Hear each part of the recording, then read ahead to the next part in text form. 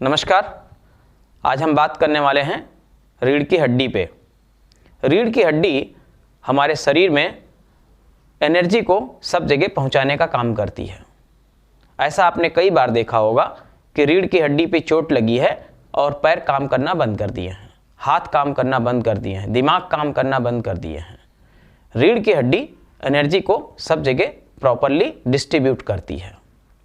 रीढ़ की हड्डी ये बताती है कि हमारी एज कितनी है। अगर जो हम झुके हुए हैं तो निश्चित रूप से हम बूढ़े हैं, अगर जो हम स्ट्रेट हैं तो निश्चित रूप से हम जवान हैं। जैसे हमने लास्ट वीडियो में आपको बताया था कि पेट जो है वो एनर्जी को जनरेट करता है और पीठ जो है एनर्जी को सब जगह ठीक प्रॉपरली डिस्ट्रीब्यूट करता है।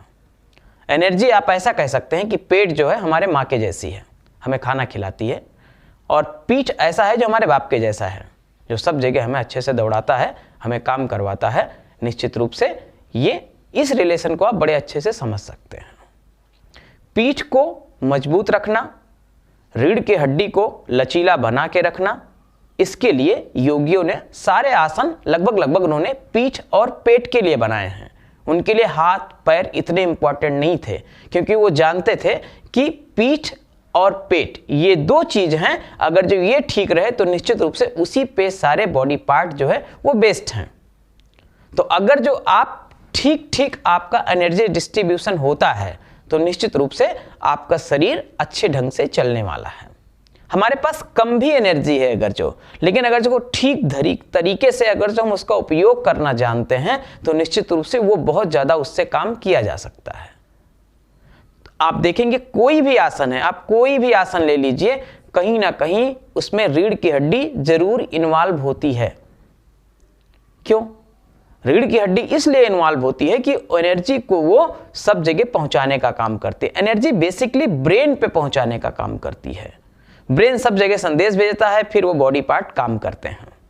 आप देखिए, थोड़ी देर ऐसे झुक के बैठ जाइए, आपको नींद आ जाएगी।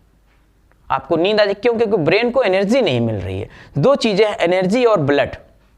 ब्रेन पे ब्लड का फ्लो ज्यादा हो जाएगा तो धीरे धीरे ब्रेन हमारा कम होने लगेगा, लेकिन अगर जब एनर्जी फ्लो होगा तो निश्चित रूप से हमारा ब्रेन पावर बढ़ेगा। हम सीधे खड़े हो पाए क्योंकि ब्लड फ्लो कम हुआ तो हमारे ब्रेन में एनर्जी फ्लो बढ़ा। एनर्जी मतलब समझ सकते हैं, जैसे दीपक जब जलता है तो ऊपर की तरफ लो बढ़ती है, वो एनर्जी है। ब्लड क्या है? लिक्विड है, वो नीचे की तरफ गिरता है। तो एनर्जी को ऊपर ले जाने का काम हमारा स्पाइन करता है, हमारा पीठ करता है। तो पीठ को सीधा रखें, खड़े होने का तरीका, बैठने का तरीका, आसन करने का तरीका, ये सब तरीके अगर जो आप थोड़ा सीख लेते हैं तो निश्चित रूप से आप देखेंगे कि आपका ब्रेन पावर बढ़ता रहेगा। और अगर जो आपका ब्रेन पावर बढ़ता रहेगा तो ब्रेन से ही तो हम, मन से ही तो मनुष्य बने हैं हम। अगर जो हमारा मन मजबूत है, अगर जो हमारा मन ठीक काम करता है तो हम मनुष्य हैं। हमारा सर ऊपर है, बाकी सारे पशुओं को देखेंगे गर्दन उनकी नीचे की तरफ है। तो ब्रेन को मजबूत बनाने के लिए स्पाइन का अहम रोल है, और स्पाइन को मजबूत बनाने के लिए आसन प्राणायाम बहुत हेल्प करते हैं।